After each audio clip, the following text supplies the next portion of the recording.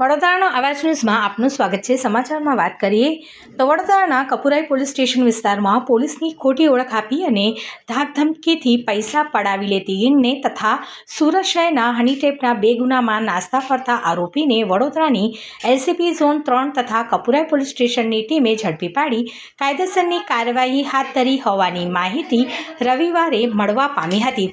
આ ગેંગના એક મહિલા સહિત 5 ઇસમોનો સમાવેશ થાય છે। પોલીસે આ અંગે આગળની કાર્યવાહી હાથ ધરી છે। આ ગેંગમાં રાજકોટનો કલ્પેશ અગ્રાવત, સુરતના વારસાની વૈશાલી પૂજારા, રાજકોટના અજય અગ્રાવત, રાજકોટના વિનોદ જાદવ અને સુરતના માયાભાઈ શેડાનો સમાવેશ થાય છે। આ અંગે ડીસીપી અભિષેક ગુપ્તાએ વધુ માહિતી આપી હતી।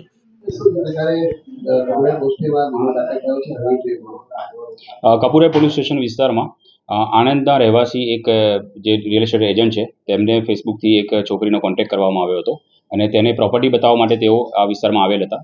તે દરમિયાન જ્યારે પ્રોપર્ટી બતાવતા હતા, પોતાની ગાડીમાં એમને લઈ જતા હતા, ત્યારે રસ્તામાં એમને 4 અલગ માણસો આવીને એમને રોક્યા અને પોલીસવાળા છે અને પોલીસમાંથી અમે આવીએ છીએ, ક્રાઇમ બ્રાન્ચમાંથી અમે આવીએ છીએ અને તમે ખોટા કામ કરો છો તેમ કરીને તેમને ગાડીમાં બેસાડીને તેમની પાસેથી પૈસા અને તેમને પહેરેલી વીંટી પડાવી લીધેલ હતી।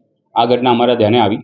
ત્યારબાદ લોકલ પોલીસ સ્ટેશનથી અને અમારી એલસીબીના માણસો દ્વારા તપાસ હાથ ધરવામાં આવી, સીસીટીવી ચેક કરવામાં આવ્યા, હ્યુમન ઇન્ટેલિજન્સ અને ટેકનિકલ ઇન્ટેલિજન્સનો ઉપયોગ કરીને તમામ આરોપીઓને ધરપકડ કરવામાં આવી છે। જે આરોપીઓ પકડાયા છે તે અગાઉ પણ કોઈ આ પ્રકારના ગુનાઓ દાખલ થયા હોય એવા? અમે જે આરોપી પકડ્યા છે એમાંના એક આરોપી વોન્ટેડ છે, સુરતના સારોલી પોલીસ સ્ટેશન અને કતારગામ પોલીસ સ્ટેશનમાં તે વોન્ટેડ છે અને તે ઉપરાંત બીજો એક આરોપી પકડ્યો છે જે આપણા અહીંયાના ગુનામાં નથી, જેને અમે 41 મનાઈ કરીને સુરત આપ્યો છે, તે પણ સુરતના 2 ગુનામાં વોન્ટેડ છે। 2 આરોપી અમે એવા પકડ્યા છે જે સુરતમાં સેમ હની ટ્રેપ જેવા ગુનામાં વોન્ટેડ હતા। આ લોકોની એમો એ રીતની હોય છે કે જેમ કે આ વ્યક્તિ જે છે આપણા ફરિયાદી રિયલ એસ્ટેટ એજન્ટ હતા, એટલે તમે જે ધંધો કરતા હોય ધંધાના રીઝનથી તમને મળવા માટે બોલાવે છે અને જ્યારે કોઈ છોકરી તમને મળવા માટે આવે છે ત્યારે બીજા લોકો એવી રીતે તમને ટ્રેપ કરવાનો ટ્રાય કરે છે કે આ છોકરી વિરુદ્ધ કે તમારા વિરુદ્ધ બહુ બધા ગુના છે, તમને પોલીસ સ્ટેશન લઈ જઈએ છીએ એમ કરીને પોલીસનો હાવ ઊભો કરવામાં આવે છે।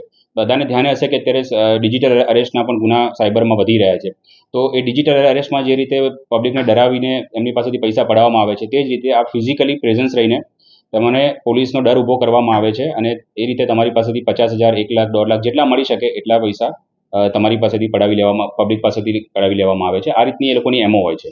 તો આ ધ્યાન રાખીને હું તમામ નગરજનોને એક જ સૂચના કહેવા માંગુ છું કે પોલીસનો કોઈ પણ એવા ડરવાની જરૂર છે નહીં। પોલીસ તમારી મદદ માટે છે, તો આવું કંઈ પણ થાય છે તો તમારે તરત પોલીસનો કોન્ટેક્ટ કરવો છે। ઘણીવાર એવું બનતું હોય છે કે આ ઘટના બને તો 50,000, લાખ રૂપિયાની મામૂલી અમાઉન્ટ છે પતી ગઈ એટલે એવું કરીને કોઈ પોલીસ સ્ટેશન આવતા નથી અને જે પોલીસ સ્ટેશન આવે છે તો પોલીસ સારી રીતે મહેનત કરીને આરોપી પકડે પણ છે।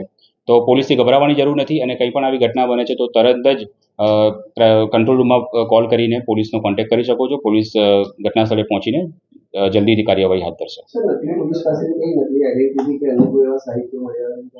ના, એમને કોઈ આઈડેન્ટિટી નથી, પણ જઈને જસ્ટ ખાલી અમે ગાંધીનગર ક્રાઇમ બ્રાન્ચથી આવ્યા છીએ અને તમારી વિરુદ્ધ ગુના છે ને એવું કરીને એને ગભરાવી દેવામાં આવે છે। તો એવા કોઈ આઈડી પ્રૂફ કે એવું નથી મળ્યા, પણ નકલી પોલીસ હોવાનું એમણે જાહેર જે તે ફરિયાદી સામે કરેલ હતું। ના, 5 આરોપી હતા અને તમામ 5 આરોપીની ધરપકડ કરેલી છે।